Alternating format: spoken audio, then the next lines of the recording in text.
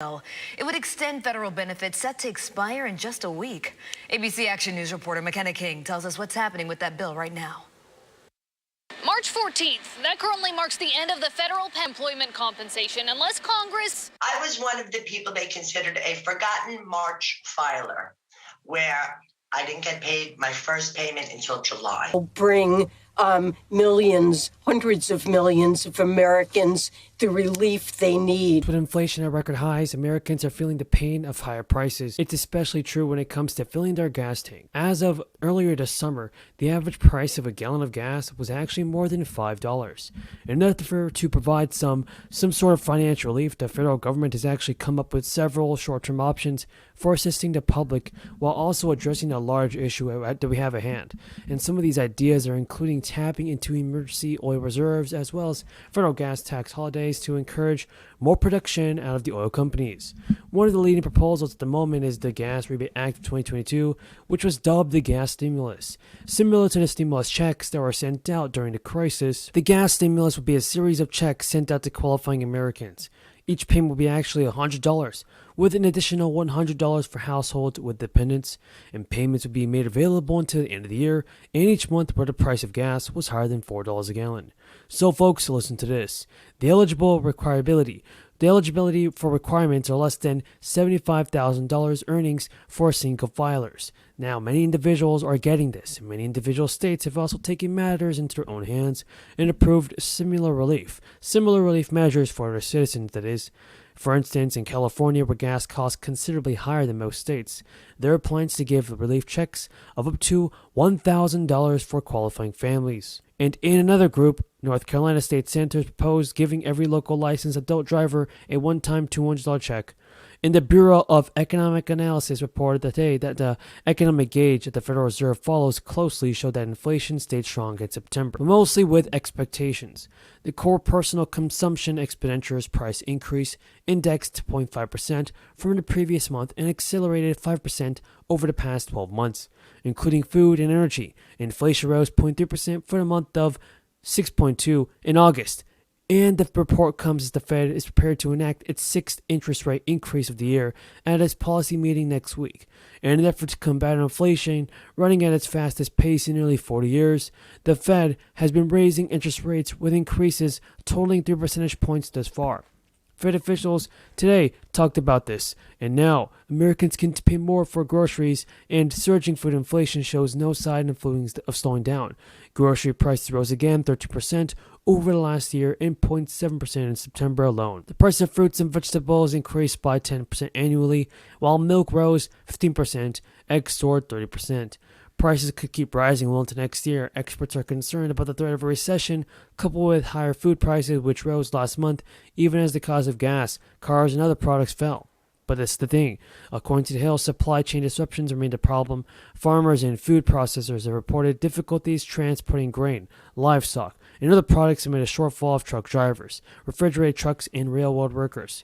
So hopefully President Biden can do something about this and help out the American people who need it the most. Of $1,400 per person. For a typical middle-class family of four, husband and wife working, making $100,000 a year total.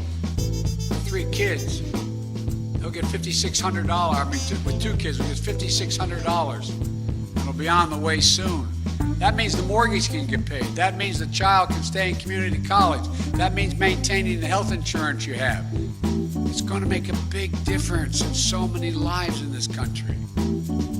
Unemployment benefits will be extended for 11 million Americans who've lost their jobs, who last night, again, were lying in bed thinking, my Lord, I'm going to lose my unemployment insurance in a week or so. It was about to expire. A North Carolina governor also recently proposed benefits for residents in his budget proposal.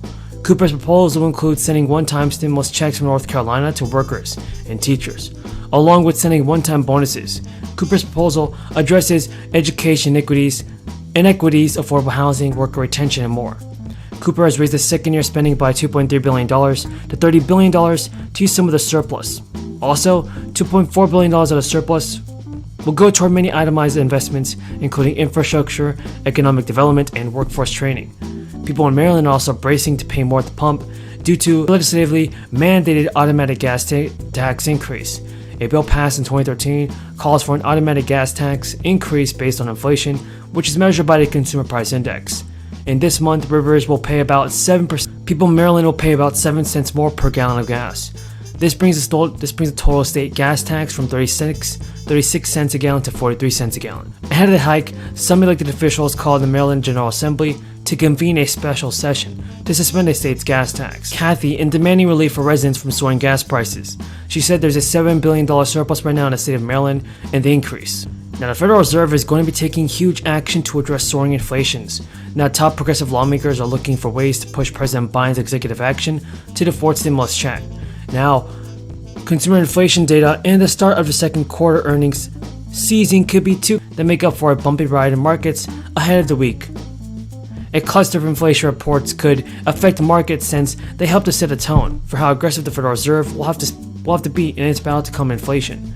The June Consumer Price Index will be released on Wednesday, and economists expect it could be higher than May's 8.6% year-over-year pace.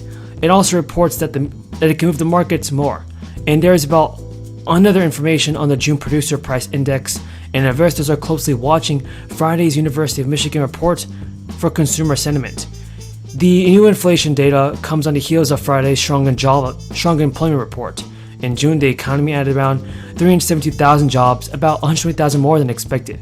Strategists say the reported reinforced expectation that the Fed will raise interest rates by 75 basis points later this month.